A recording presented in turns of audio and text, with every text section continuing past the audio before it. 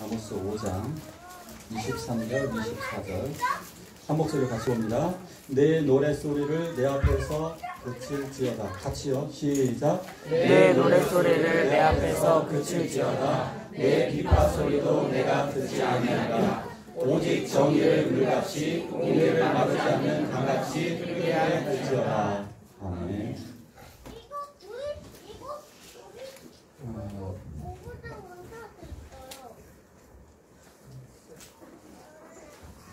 여기 손병 형제 안 오니까 막 여기 불 좀 한번 켜줘보세요. 한 사람이 없으면 이렇게 좀 심각한 거예요. 정의를 강물처럼 흐르게 하라. 오늘 제목입니다. 이스라엘은 선지자의 나라입니다. 선지자의 국가라고 할 수 있습니다. 모세, 사무엘, 나단, 엘리야 이런 아주 위대한 선지자들이 있었죠. 성경을 보면 성경도 대부분 다 선지서로 되어 있습니다. 여기 성경에서 이렇게 우리가 지금 성경을 많이 보아오고 있는데요. 여기부터는 다 선지자들 이름입니다. 한번 읽어볼까요? 잘 안 보이지만 그래도 한번 해볼게요. 자, 이사야, 예레미야, 애가, 에스겔, 다니엘, 호세야, 요엘, 아모스, 오바댜, 요나, 미가, 나훔, 하박국, 스가랴, 학개, 스가랴, 말라기. 이 사람들 다 선지자예요. 다 선지자입니다. 이스라엘은 완전한 선지자의 나라입니다.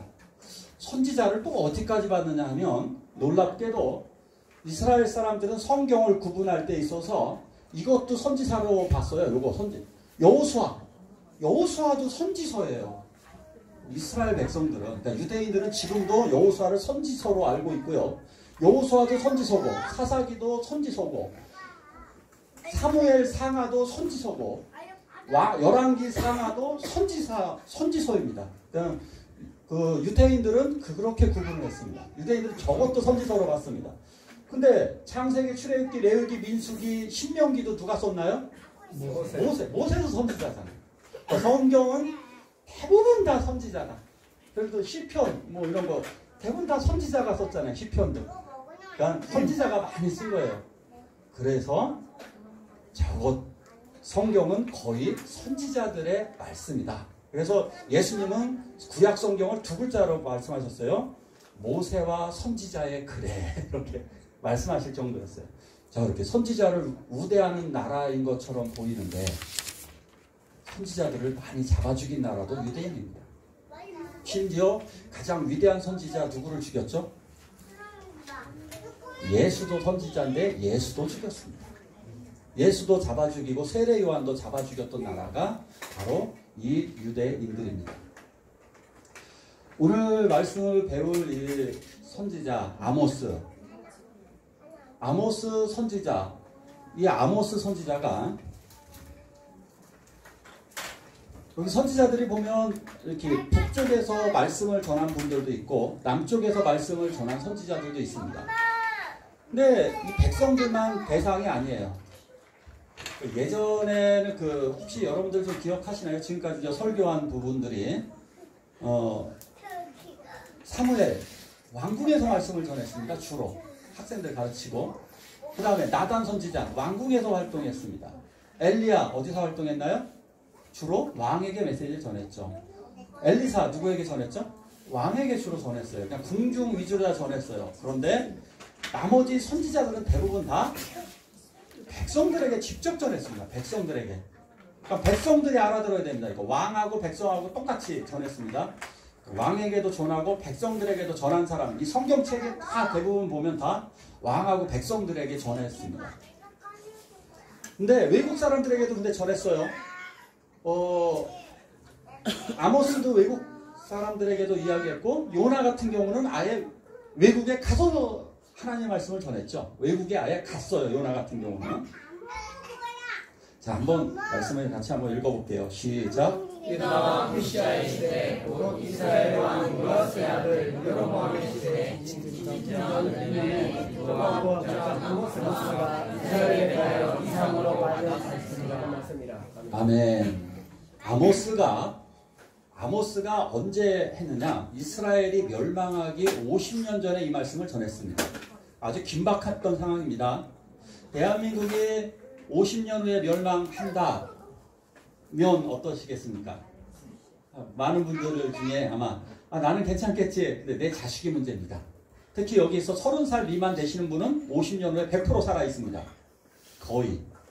그죠? 요즘 80세 이전에 잘 안 돌아가시기 때문에 거의 한 80, 90% 이상은 30세 이상은 살아있고, 더군다나 우리들의 자녀들은 대부분 살아있고, 우리들의 손주는 거의 다 살아있을 겁니다. 50년 후가 아주 멀지 않은 미래입니다. 50년 장로님 금세 지나갑니다. 50년 별거 아니고 금세 지나갑니다. 자, 근데 바로 이때 아슬아슬한 상황에서 말씀을 전했던 겁니다. 이때가 누구 때냐면 여로보암 2세입니다. 여로보암 2세. 저 여로보암 2세 그러면 저 사람이 2살인 줄 아는데 여로보암 2세는 2살이 아닙니다. 여로보암 2세라고 한 것은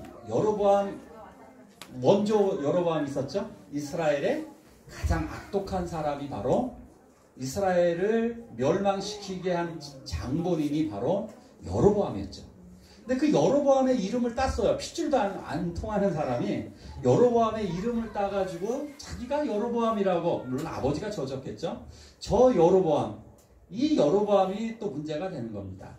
그래서 이 사람 두 번째 나온 여로보암의 이름이 똑같으니까 구분하기 위해서 여로보암 2세라고 그럽니다. 그러니까 우리는 구분하기 위해 2세라고 그러지만 성경에는 그냥 여로보암이에요. 그러니까 이 작자도 여로보암이다. 자, 근데 이때 징조가 하나 있었습니다. 지진전 2년에 아모스가 말씀을 전했습니다. 보통 이런 말 잘 안 해요. 그냥 하나님의 말씀이 임했다. 그리고 선지자들은 전하는 거예요. 그런데 하나님의 말씀을 전하는 시점이 지진전 2년. 저 지진이 굉장히 중요한 거예요. 지진은 하나님의 경고의 시작이었던 거예요. 굉장히 중요한 겁니다. 하나님의 말씀을 전하는 경고음이 이제 내가 너희를 멸망시키겠다라고 하는 그 멸망을 하나님은 갑자기 시키지 않습니다. 미리 경고를 줍니다. 뭐부터 경고를 줄까요? 먼저 선지자에게 먼저 이야기하고, 두 번째로다가는 여러 가지 상황으로 보여줍니다. 아모스서 읽어보면 뭐 메뚜기도 보내고 깐부기도 보내고 뭐 별거 다 보냅니다. 그게 신호입니다. 뭐 가뭄도 보내기도 하고 막 그러는데, 그런 게 멸망의 징조입니다.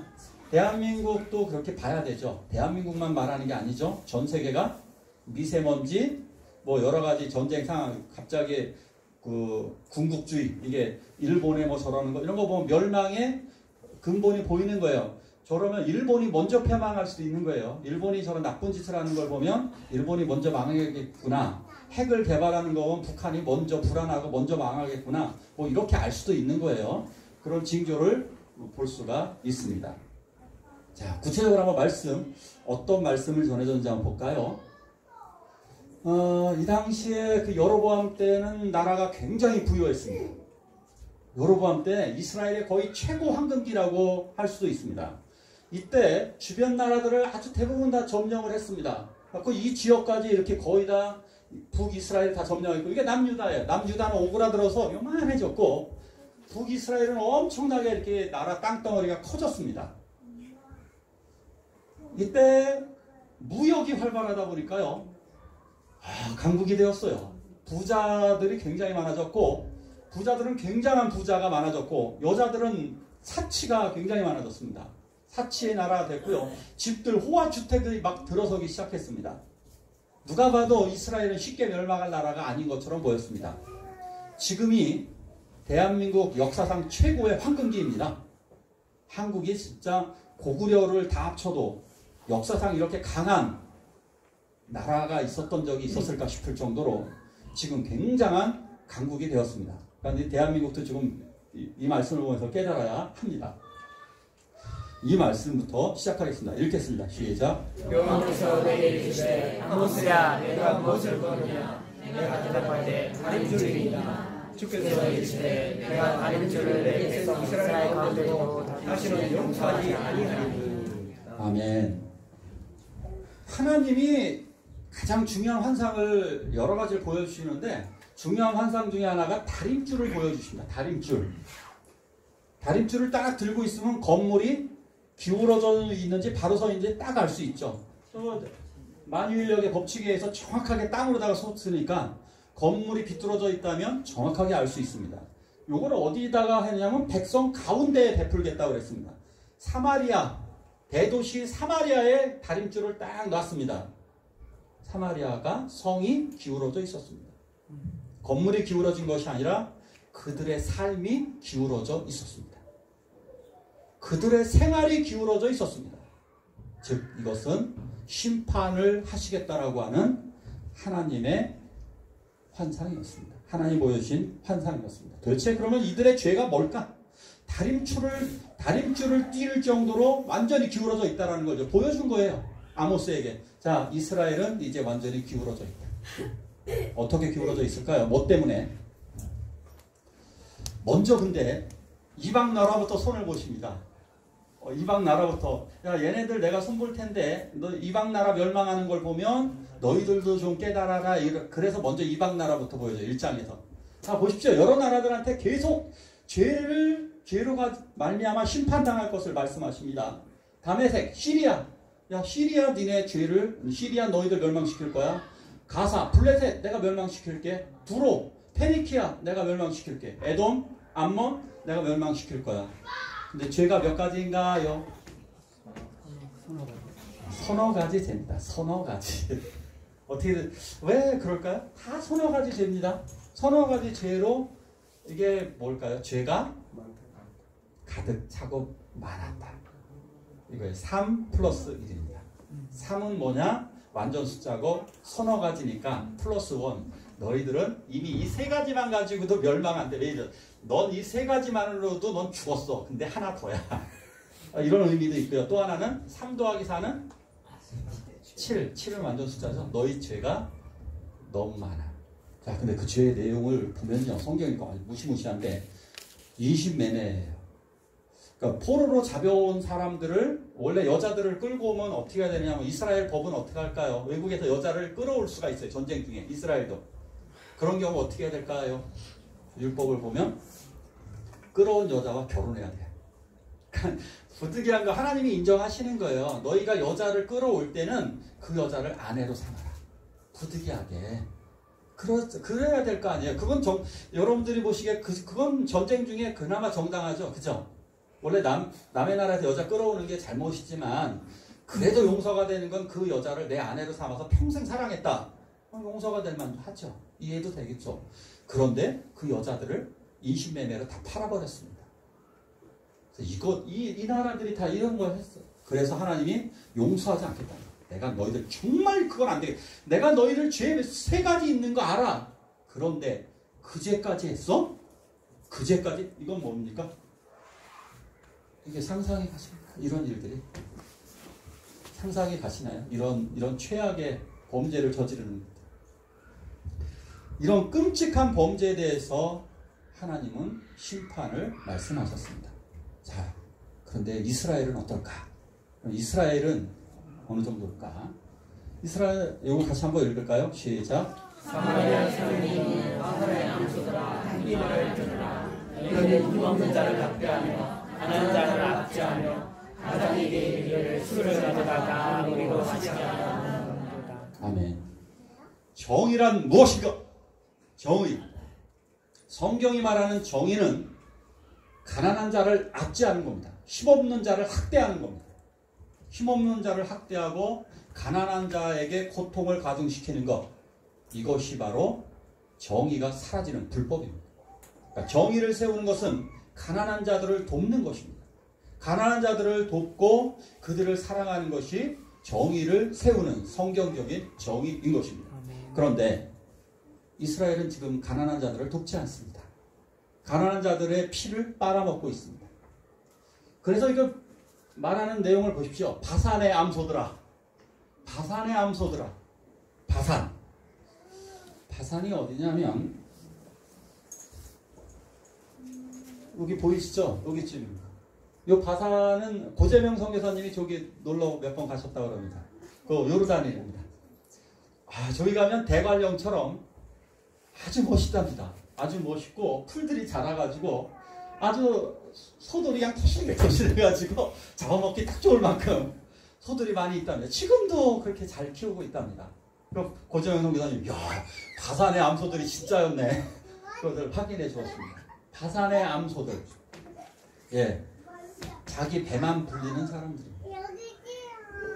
사치를 일삼는 여자들을 의미합니다. 우리 교회에 너무너무 감사하더라고요. 우리 교회 여자 성도님들은 사치하시는 분을 못 봤어요. 아니, 옷을 얻어서 입으시고 그것도 기뻐하세요. 저는 그걸 보고 더 기뻐합니다. 엄청 좋아요. 나눠 쓰기 되게 잘해요. 우리 교회 뭐 남는 거 있으면 얼른 교회 가져와서 막 나눠줍니다. 이거 아주 좋은, 집에서 보셔갖고 포장 안 뜯고 있거나 아니면 몇 번 안 쓴 거 얼른 교회 갖고 오세요. 누군가는 씁니다. 우리 교회는 너무너무 좋은데 이 나라는 사치가 가득했습니다. 요거 관장을 노릇 아닙니까? 가장에게 이르기를 술을 가져다가, 야, 나 좀 막, 이게 남편들한테 하는 말입니다. 여자들이 이 정도로 타락했습니다. 이 정도 타락했으면 남자들은 얼마큼 타락했다는 얘기입니까? 남자들은 더 타락했습니다. 이거 비교하지 마십시오. 여자들이 이 정도고 남자들은 훨씬 수십 배 더 심했다라고 보시면 됩니다. 근데 왜 하필이면 암소일까요? 황소는 누굴까요? 남자 아닙니다. 바로 여로보암이 새겼던 우상 바알, 금송아지가 바로 황소입니다. 황소가 그들의 금송아지입니다. 그렇기 때문에 그 바알을 맞이하고 있는 너희 음녀와 같은 인생들, 즉 다산의 암소는 냉정히 얘기하면 여자들만 의미하는 것이 아니라 예수 믿는 척하면서 돈을 바라보고 세상을 쫓아가는 모든 성도를 지칭하는 겁니다. 어쩌면 우리들은 지금 바산의 암소들처럼 나만 좋은 옷 입고 나만 좋은 차 타고 나만 좋은 거 누리면 되고 내 자식만 잘 되면 되고 이러한 생각을 갖고 있지는 않은지, 남들은 어떻게 돼도 상관없다. 예, 그러면 바산의 암소들입니다. 멸망받을 바산의 암소는 아닌지 우리는 생각해 봐야 됩니다. 구체적인 죄를 이렇게 지적을 합니다. 자, 보십시오. 신발 한 켤레로다가 가난한 자를 팝니다. 와, 얼마나 저게 뭐냐면요, 두 가지 의미가 있는데 첫 번째 의미가 저게요. 저게 신발 가격이 상승한 거예요. 부당 이득을 한 거죠.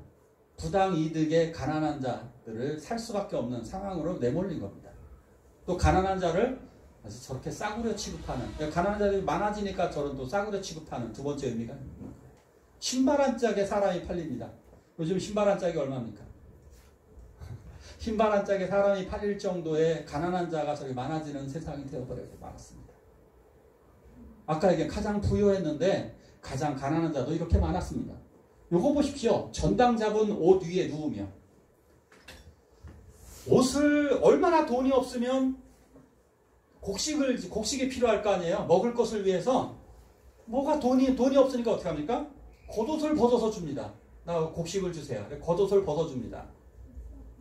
근데 그 겉옷 위에 저 사람이 눕습니다. 그러면 우리는 겉옷 하나 주면 어떨까? 옛날 사람들은 옷이 몇 개예요? 단 2개입니다. 단 2개. 2개예요, 집사님. 왜 2개냐? 겉옷하고 속옷 딱 2개 하십니다. 겉옷하고 속옷입니다. 속옷 많지도 않아요. 아주 얇은 속옷 하나 있는 겁니다. 자, 문제는 이 나라 이스라엘은요, 이불이 없습니다. 이불이 없는 나라입니다. 밤에 뭐 덮고 잘까요? 겉옷 덮고 잡니다. 겉옷 덮고. 부자들은 물론 이불이 있습니다. 가난한 자들은 겉옷을 덮고 자는 겁니다. 그런데 그럼 한밤중에 뭐 덮고 자야 될까요? 이거 옷을 저 사람이 깔고, 부자가 그걸 깔고 누웠습니다. 그러면 뭐 덮고 자야 될까요? 밤에 부들부들 떨면서 잠을 자는 겁니다. 부들부들 떨면서 그 추위에 알몸으로, 거의 속옷이니까 알몸 아니에요. 알몸으로 잠을 자야 되는 이런 비극적인 상황에 놓여지고 마는 것입니다. 자, 그런데 지금 이렇게 이러한 죄를 저지르고 있는 이스라엘 사람들 어떻게 될까요? 너무하죠. 해도 너무한 거죠. 원래 율법에 어떻게 되어 있느냐면 겉옷을 전당 잡아요. 옛날에는 옷이 중요하기 때문에 이걸 전당을 잡아요. 전당포처럼 이 옷을 잡아요. 그럼 이 옷을 어떻게 해결할까요? 가난한 자들, 그래서 이 성경에는 이 옷을 저녁 때 돌려줘야 됩니다. 저녁 때 돌려줬다가 그 다음날 다시 전당 잡는 거예요. 그러니까 낮에만 전당을 잡고 밤에는 돌려주고 이렇게 반복되는, 보통 이웃 사람들이 빌려달라는 거거든요. 이웃집에서. 그러니까 저녁 때가 되면 야 가져가, 대신 내일 아침에 가져와, 이러는 거예요. 밤에 하나님의 배려가 율법에 이렇게 미세하게 미치고 있어요. 섬세하게. 가난한 사람들이 추위에 떨면서 잠자지 않도록 고재명 선교사님 얘기하잖아요. 저기 겨울에 0도까지 떨어지는, 얼음은 없는데 0도까지 떨어지는데 살을 내어 너무너무 춥대요. 0도에 메리아스 하나, 여러분들 그런 팬티 하나만 입고 한번 주무셔 보세요. 진짜 보일러 다 끄고 춥잖아요. 이런 죄를 이들이 저질렀던 것입니다. 자, 이것에 대해서 과연 하나님은 어떻게 심판을 하실까요? 자, 같이 한번 읽을까요? 시작. 이와 같이 말씀하시기를 내 안에는 성악하면서 창녀가 될 것이요 내 자녀들은 칼에 엎드려지며 내 땅은 충렬하여 남을 것이며 너는 더러운 땅에서 죽을 것이요 이스라엘은 반드시 사로잡혀 그의 땅에서 떠나리라 하셨느니라. 와, 이 고통당하는 상황을 보십시오. 이제 이게 50년 후에 정확히 벌어질 일들입니다.